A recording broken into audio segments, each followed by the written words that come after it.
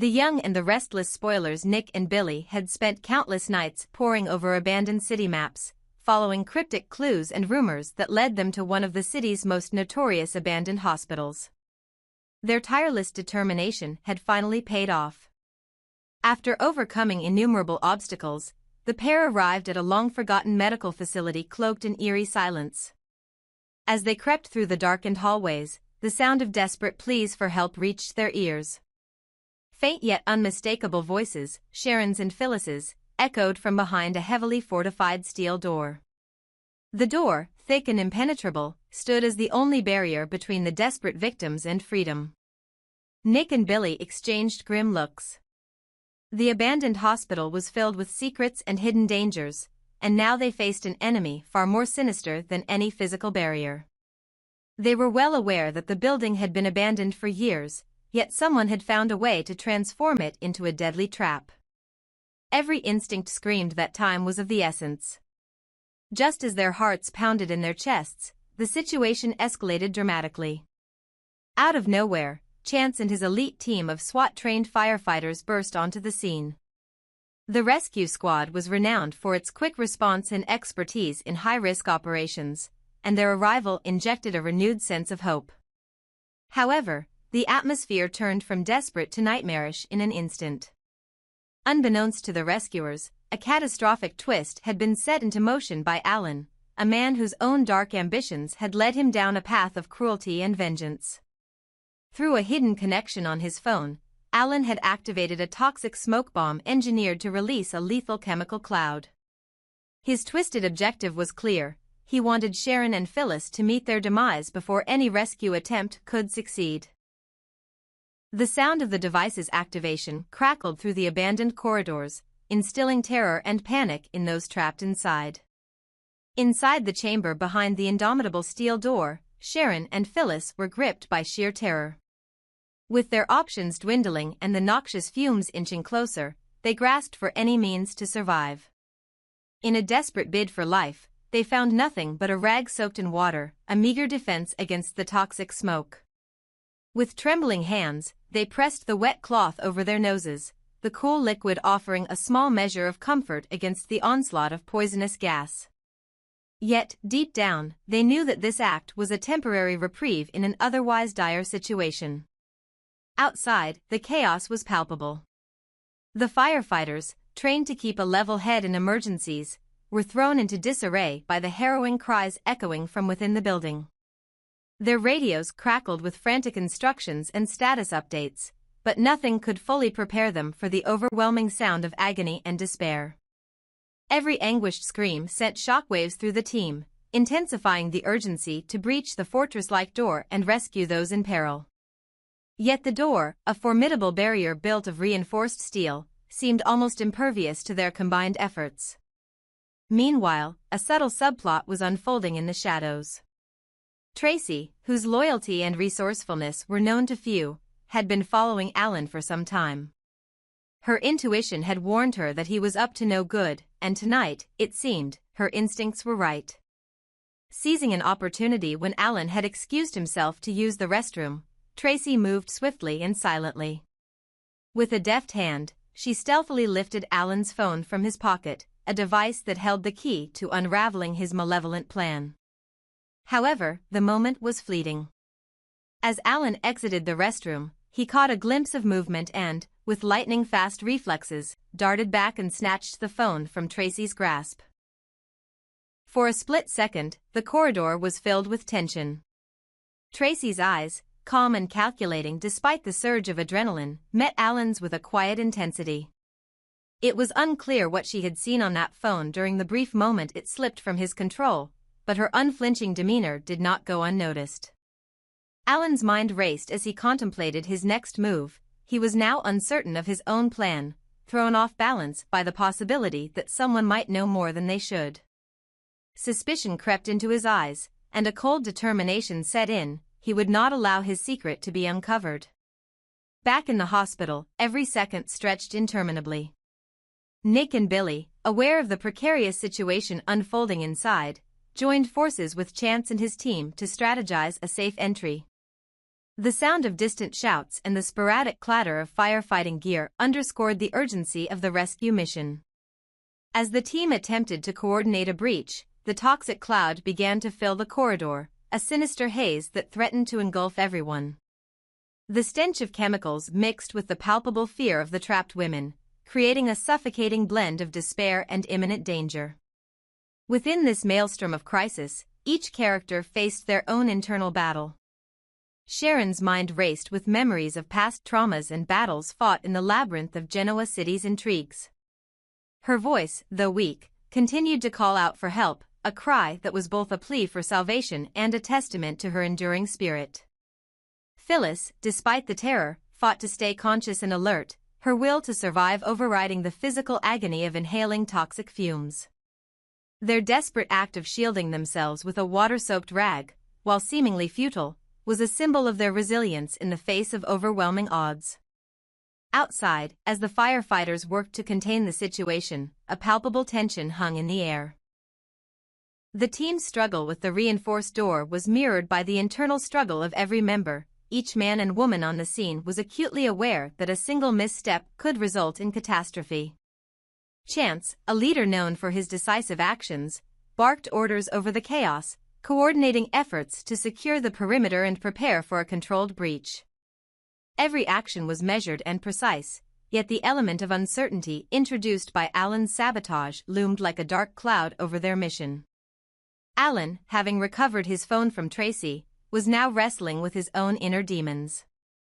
His initial thrill at orchestrating such a diabolical trap was being slowly eroded by the realization that his plan might be unraveling before his eyes. The brief but critical encounter with Tracy had injected doubt into his carefully laid scheme. What had Tracy seen? And could she use that information against him? These questions churned relentlessly in his mind, causing him to second-guess every decision he had made. The sound of distant sirens, the muffled screams from the hospital, and the echo of footsteps in the corridor all served as a grim reminder that his window of opportunity was rapidly closing. Inside, the situation reached a fever pitch. The combined pressure of toxic fumes and the encroaching chaos drove Sharon and Phyllis to the brink of despair.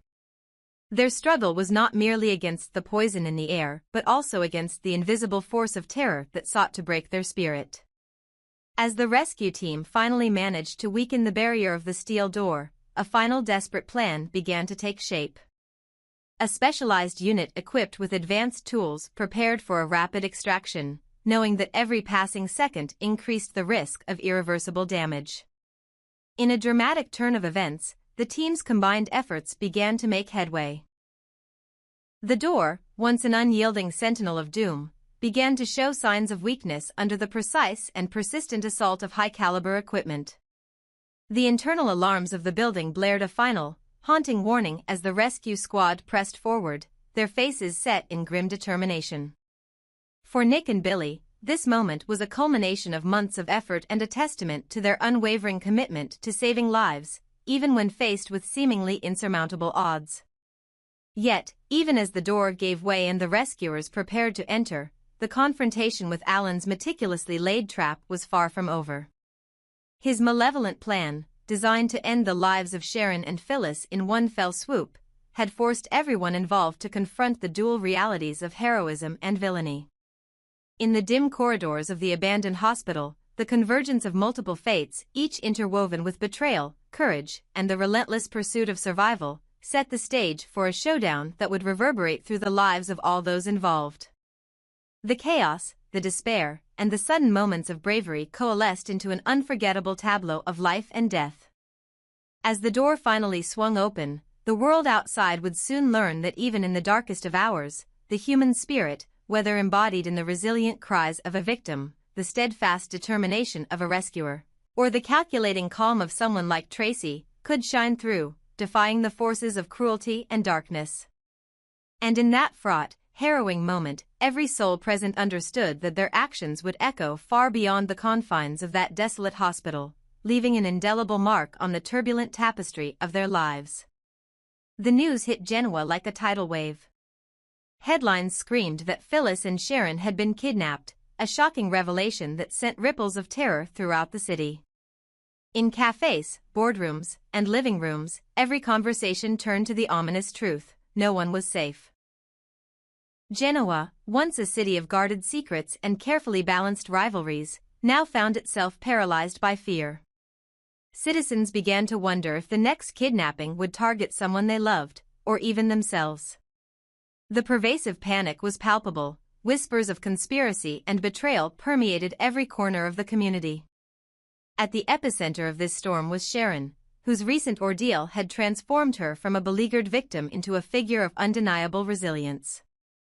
After narrowly escaping the clutches of danger, Sharon had managed to return home, a return marked not only by relief but by an overwhelming need to assert control over her destiny. The moment she stepped through her front door, surrounded by memories of both pain and triumph, she made an audacious decision. Without a moment's hesitation, Sharon called for Nick.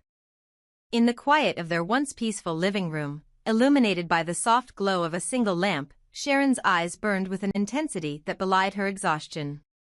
"Nick," she said, her voice a mixture of gratitude, vulnerability, and newfound strength, "you saved me.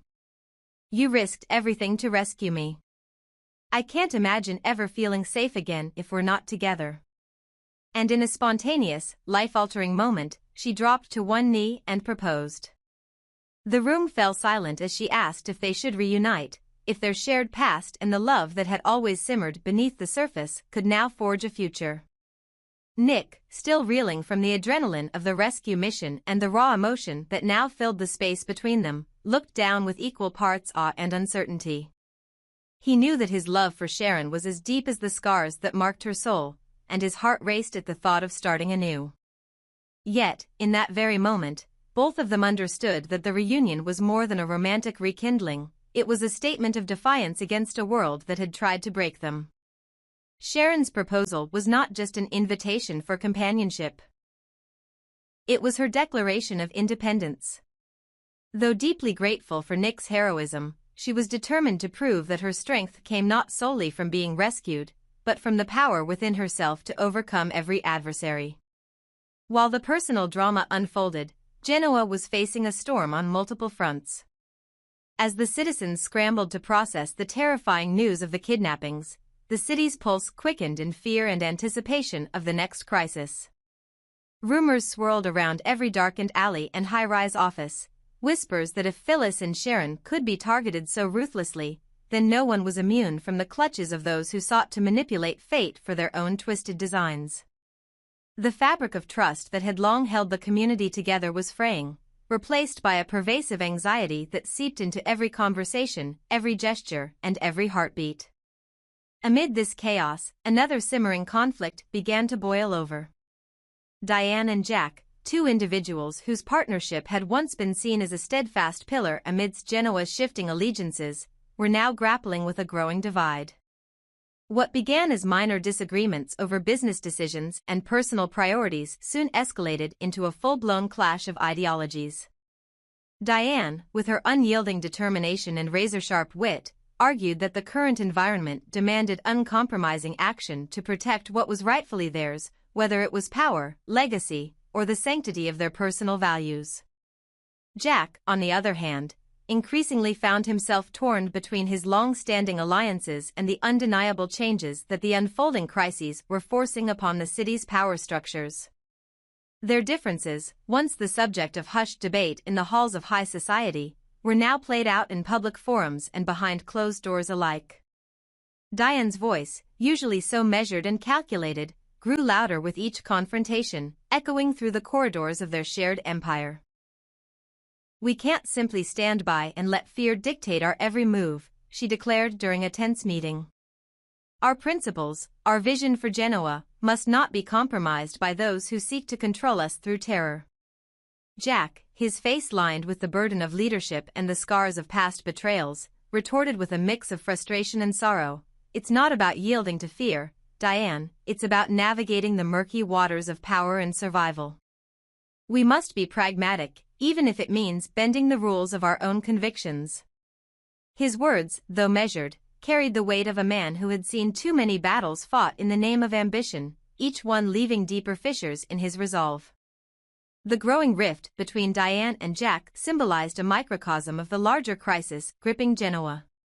In a world where danger lurked behind every corner, where loyalty was as volatile as the shifting sands of time, every relationship and every alliance was put to the test. Could love and trust flourish in an environment marred by fear and uncertainty? Or would the relentless tide of terror and suspicion drown out even the strongest bonds?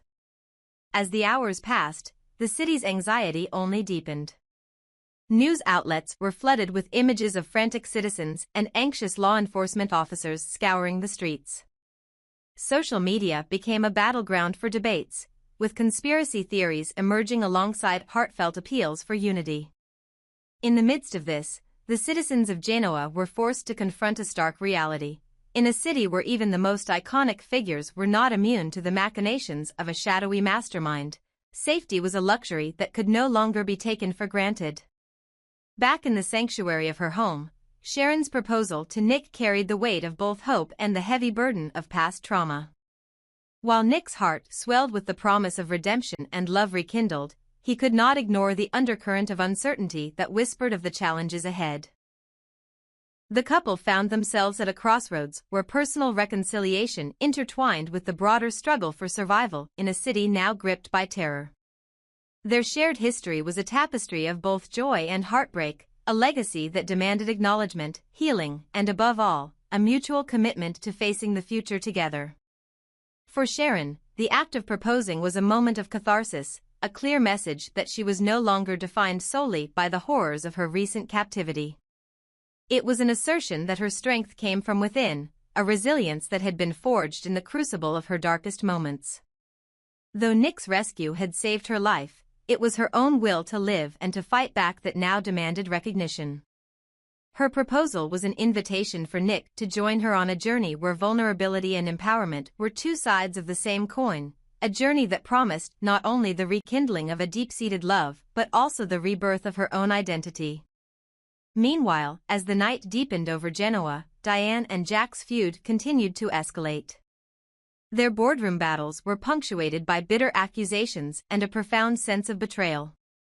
Each was convinced that the other had lost sight of what was truly important, a conviction that the city, its people, and its legacy deserved protection at any cost.